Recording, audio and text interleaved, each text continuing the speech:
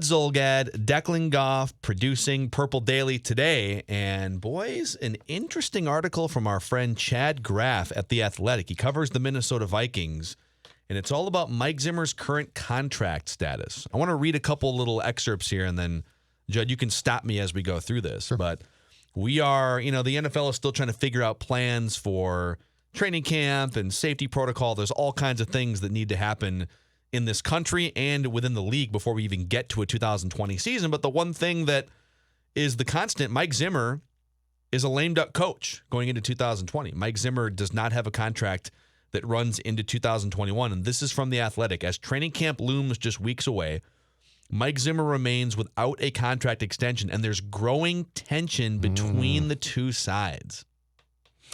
As with all negotiations, things can change quickly, but Zimmer has been irked by the fact that it's now July and he remains without a new contract. According to multiple sources who requested anonymity to speak freely about a sensitive topic, he's begun preparing for what seems to be a growing possibility that he may coach this season in the final year of his contract. There's more, and I'll read it, but it's very juicy. Tension very juicy, in the organization. Phil Mackey. What do you make of that? So I make a couple things of what Chad Graff wrote. One is I'm curious if GM Rick Spielman still does not have a contract. As far as we know, both of these guys are synced up right now and are going into what amount to 2020 lame duck seasons. All right. Here's what I now wonder about. And this was pre-pandemic. This was a big talker. And then the pandemic hit, and of course the world went sideways, and Zim's contract didn't become a focal point. But as we start to supposedly begin training camp, I don't understand what the Wilfs exactly want for Mike to keep his job. Now I told you a couple weeks back that I've been told that Zimmer was not completely uncomfortable with going into the final year of his contract, because he's sort of a crusty, defiant guy, and there is a case to be made that if he does have success in 2020, he then becomes a coaching free agent and can shop his potential services elsewhere and get a different job if he so chooses to leave the Vikings. But what Graff has about Mike being uncomfortable and starting to become a little bit upset about this, it does make some sense, because I guess what I would be curious about is if he's not going to get a contract extension, has Mike Zimmer been told what the Wilfs want? Like a division title and a playoff berth, but a loss in the first round? Does that secure you a multi-year extension? Does a first-round playoff loss cause you to get bounced? That's my question about what they want. So put a pin in that for a second, because I think I know what they want, and I think it's the same thing that I want, having watched this Vikings team for 3.5 decades. But on the contract in this Athletic article, what remains unclear, Chad Graff writes, is Rick Spielman's status in all of this.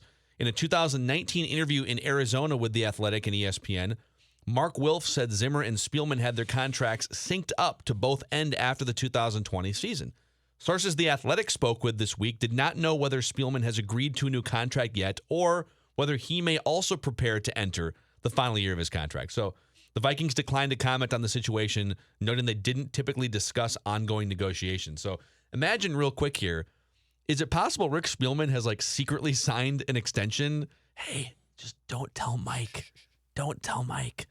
I guess we don't know. If both enter the final year of their contracts, Chad writes, it would be a strong message from the ownership to the two leaders of their team that the recent success is not enough. It could potentially have ramifications that lead to either or both not returning in 2021. Let me give you my quick thoughts on this. I think the Wilfs are thinking the same thing, and if they are, good on them. Mm-hmm. The Vikings under Mike Zimmer are one of the most stable teams in the NFL, and that's good. We like stability. We don't want a 3-13 team running around here. We don't want 20 years of Cleveland Browns garbage running around US Bank Stadium. The Vikings are interesting to at least contenders. They're usually either competitive or contenders every single year. In a 10-year chunk, they might only have 2 bad seasons, and then they've got another season in which they are knocking on the door of a Super Bowl. The Vikings in general run very little risk of finishing 4-12. And Mike Zimmer has been a huge part of that in the 7 years he's been here. But the history of the Vikings is full of stable. It's 50-plus years of stable, and it lacks championships. So I am personally, much like I think the Wilfs, no longer interested in stable. I am interested in championships, and I will risk stable for championships. So what do you need? If I think there's another Kyle Shanahan type or Sean McVay type out there, younger, offensive-minded, that I think can take me to the next level. Think about some of the bold moves teams have made, right? The Chiefs made a bold move going from stable Alex Smith to over-the-top great Pat Mahomes. Sure. Now, of course, they could have been wrong about Pat Mahomes. Pat Mahomes could have been Mitch Trubisky or something, and the people would crucify them, right? Well, you had stable Alex Smith, and you let him go for a garbage quarterback if Pat Mahomes didn't pan out, right? Mm-hmm. I think that same concept applies to both quarterbacks and coaches. So while Mike Zimmer and Kirk Cousins are both fringe to like solidly in the bottom of top 10 range, like they're both like, you could argue that they're both like 8 through 12 if you were to rank coaches and quarterbacks. That is stable. You're going to be good. You're going to be 9-7. You're going to be 11-5 sometimes. And you're probably going to knock on the door of an NFC championship once in a while. Right.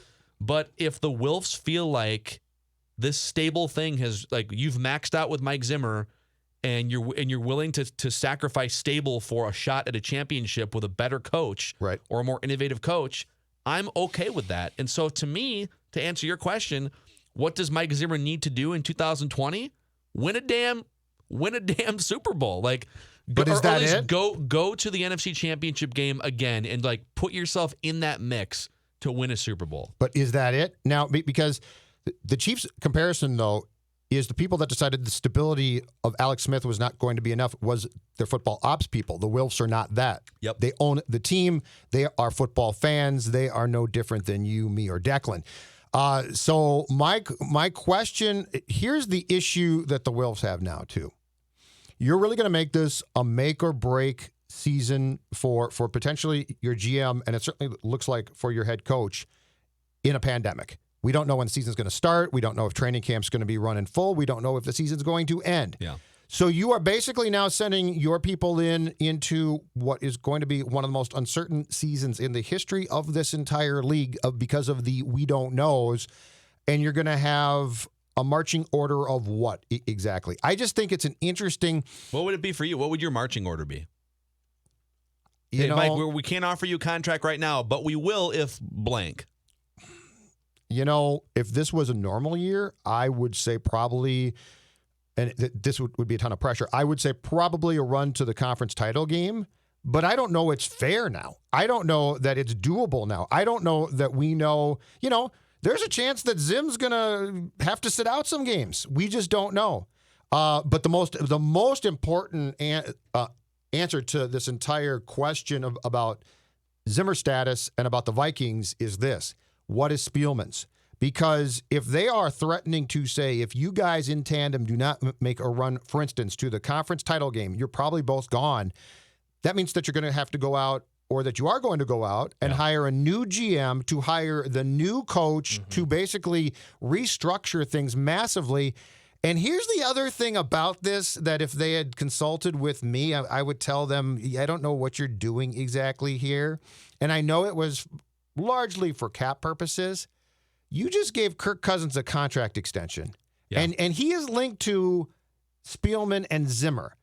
So if you were going to do that, like if you were going to sign off and say, we believe in Kirk, but now you're going to come back and say, but people who we told we believe in Kirk, we don't believe in you as much.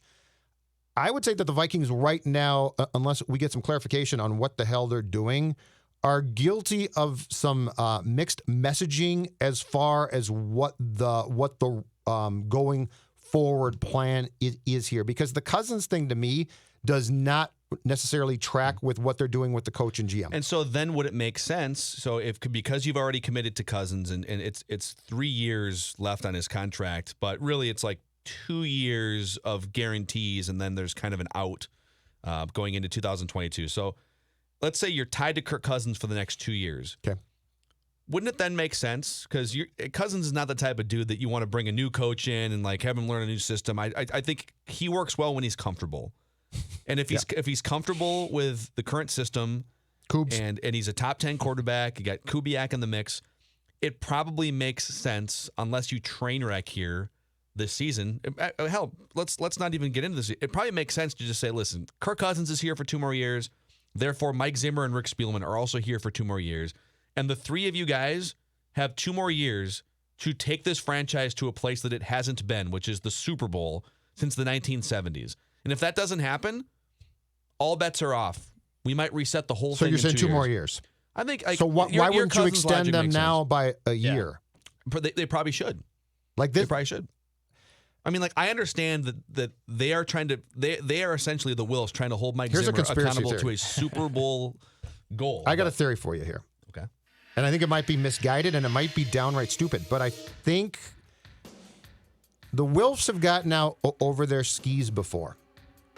I wonder if they are thinking to themselves, if things go sideways or they don't go as well as we would like in 2020, if we can convince Gary Kubiak to become head coach of this team, because I guarantee you this, I guarantee you that deep down in their Wilf hearts, they are smitten with the fact that Kubiak has won a Super Bowl. And now health-wise, I would say that's a mistake. I would say the Kubiak would probably say no. But I wonder if that's what they've got in their back pocket. And to take that a step beyond, I wonder if that means that Spielman is actually safe and that the marching orders, the edict going forward is, if we don't think Mike can do this in 2021, let's try to convince Gary to do it and shift to an offensive-minded head coach that can be Cousins' guy, because he's definitely Kirk's guy. Also, though, Gary Kubiak won a Super Bowl. I get that Peyton Manning's arm was hanging by a thread, but like Peyton Manning as a leader and as a field general. I'm not saying what I said made sense. Oh, we should put a disclaimer at the beginning. I'm saying in deep down in their Wilf hearts, I think they might be smitten by that fact. Yeah, your point's right. Listen, I guarantee that the Wilfs are super competitive. The Wilfs go after the Brett Favres and the Jared Allens and the Kirk Cousins, and like the Wilfs are East Coast competitive guys who watched New York Giants football and Bill Parcells. Super Bowl is the goal, and it should be the goal. Mm-hmm. And if you look at the other coaches in the NFL that have been with their current team longer than Mike Zimmer, there's 6 of them. Andy Reid, Pete Carroll, John Harbaugh, Mike Tomlin, Sean Payton, and Bill Belichick.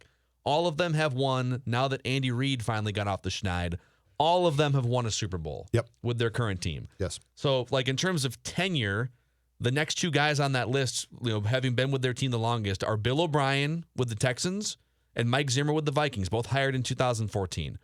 Neither one of those guys has gone to the Super Bowl. And so it's like, to me, both those guys, I think Mike Zimmer's a better coach than Bill O'Brien. Both those guys are sitting in the same spot, which is, all right, you guys have been around for 6 or 7 years. Mm-hmm. Both guys have done, like, Bill O'Brien's above 500. Mike Zimmer is even further above 500. But at some point, I'm not firing coaches just to fire coaches. Like, I'm not firing Mike Zimmer if he goes 11-5 probably. But I definitely think the goal should be aggressively pursuing a Super Bowl, and you should hold the organization accountable. I don't get why you wouldn't extend him again by a year. I mean, worst case, fire him, pay off that year. But it does seem odd, and Chad goes through it. There's not a ton of situations in the National Football League where we have had a head coach on the last year of his contract. Now, Tice did it in 2005, which was the first year that the Wilfs owned the team, but that was their first year, and they were getting their feet wet, and we didn't expect Ticey to survive. Yeah. And so that was a different circumstance. But it is odd to me that they wouldn't do what they did after the 2018 campaign, which is say, okay, you know what, Mike, we're not going to sign you for 4 years or 5 years, but we will extend both of you guys by a year, and very worst case, we'll pay that off. That's what seems odd here to me. So final answer, let's go around the room. We'll start with Declan. We'll go around the room here. So, all right, you are the Wilfs, and you know that Mike Zimmer is frustrated because he doesn't have a contract extension. You know Kirk Cousins under contract for a couple years.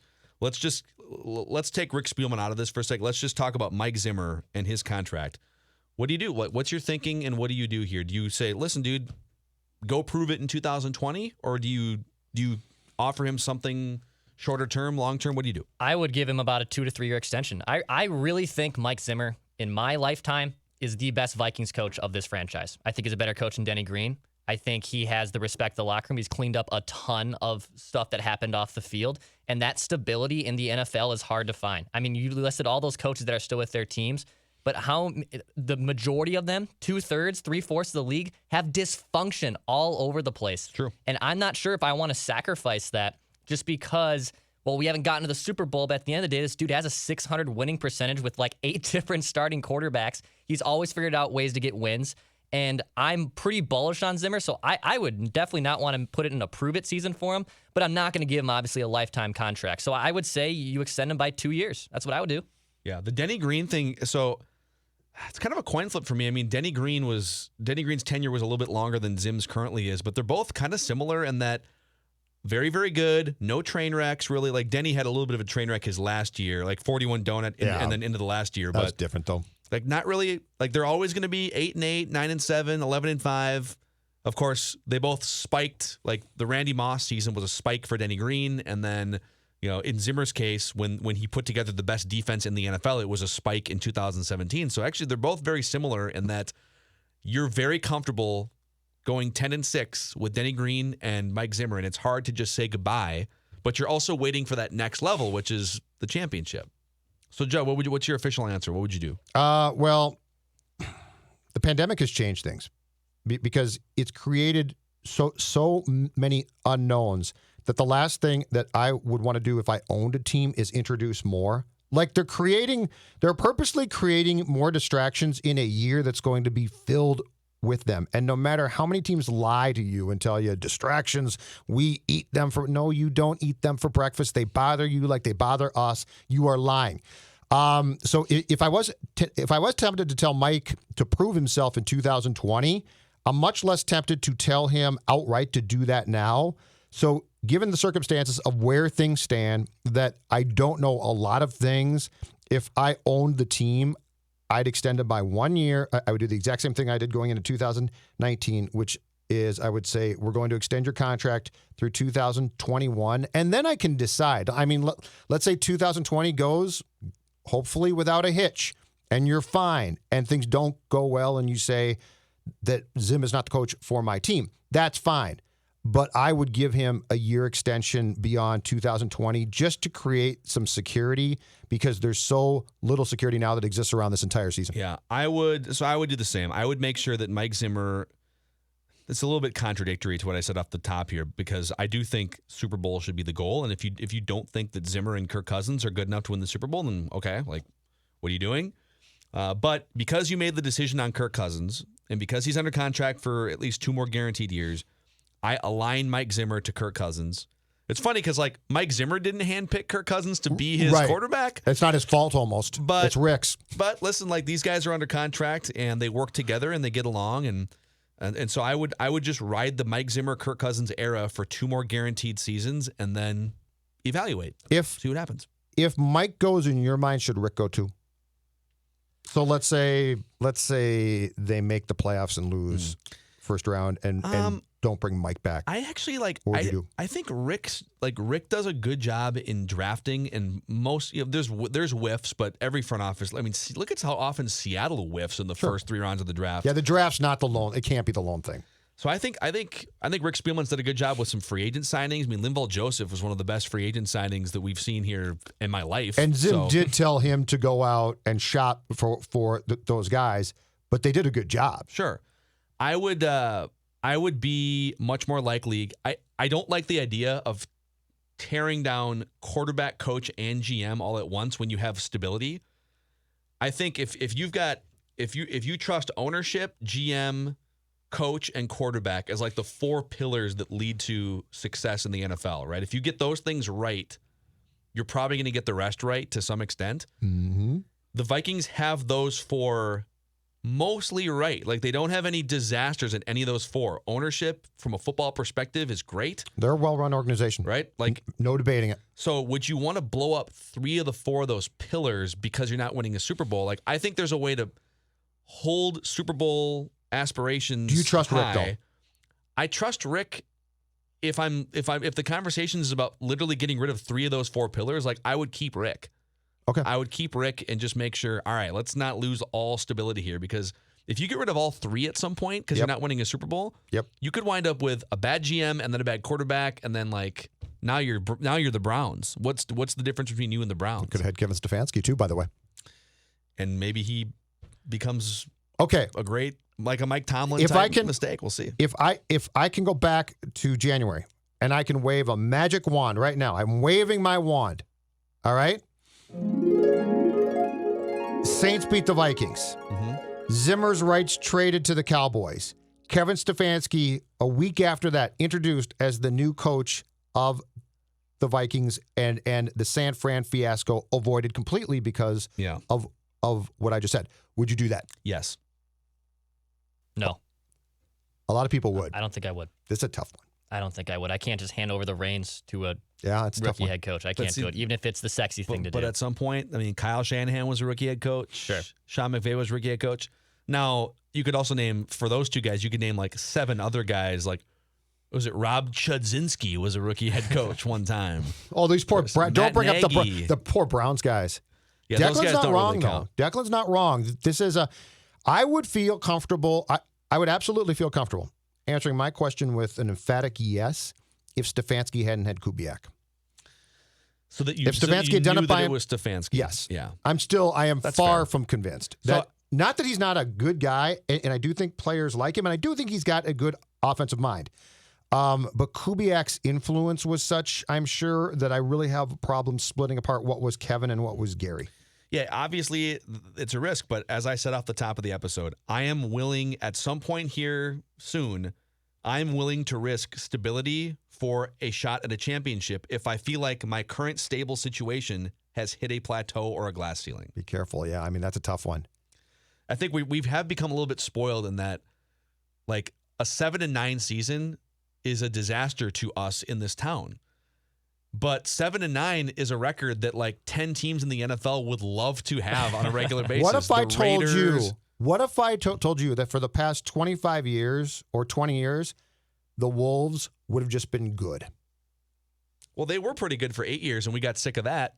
Right? They No, went to but the playoffs for 8 years. but I'm saying Same with the Wild. since the Wolves went in the toilet, if I just told you that they were going to be just stable, because that's the question. yeah, I would, Like we do get tired. But that's to the your first point. step. We get tired of stable. If I'm garbage, my goal is to be stable, and then when I'm stable for a long time, wanna win. I want to win a championship. So I think like there's these little forks in the road that you have to address, and the Vikings have literally been stable outside of a couple disaster seasons, like once every decade. They've literally been stable for Right. 50 years. Right, but you end up rolling the dice to a certain point, right? If you go, you know what, stability, I'm tired of that. Let's go for it. Yeah. You So- could get lucky. You could fall apart. Yeah. I mean, if your question would have been, let me flip it around this way, okay? Okay. Let's go back to January. Mike Zimmer gets traded to the Cowboys. And instead of Kevin Stefanski, let's say, Stefanski, we love you, but there's no way we can trade Mike Zimmer or say goodbye to Mike Zimmer for a rookie head coach, all right? Mike McCarthy. Oh. Because he also has won a Super Bowl. No, he has, and you know what? I think he is a good coach. Or Gary Kubiak, even. What if it was Gary Kubiak? Okay, What if Kubiak here's- said, hey, my health is great. Here's my McCarthy problem. Heart's been... Yeah, no. How would McCarthy how would he work with Kirk? Because I do think that's the wild card here. Well, I think they work well together because I think Aaron Rodgers didn't like being told what to do by Mike Are McCarthy. you and thought asking he was me stale. if you are flat out telling me in 2020 I can get what is considered a good offensive coach or defensive coach? Now I'm going offensive coach. I just am. It's the way the league is rigged for offense, and I think that when Zim got the job here in 2014, he brought stability for sure and did a very good job. And I do think that there was a window there where you thought to yourself, if we just shut down these QBs, if we shut down Rodgers and at the time Jay Cutler and Stafford, we could be really good and potentially win a championship. I think that thinking 2014 to, take your pick, 17 was probably viable, right? But right now, if you're just telling me I'm building a program, who should be the most important person in charge on game day? Sorry, dude, I'm thinking offense. I Mike just am. McCarthy. Yeah. You know what? We did this entire episode, and I do not believe that you played reckless speculation once, and we've done nothing but speculate. Reckless speculation. We've even given you some retroactive reckless speculation. Reckless speculation. That's a wrap on No this one's episode laughing, of Purple except Daily. us.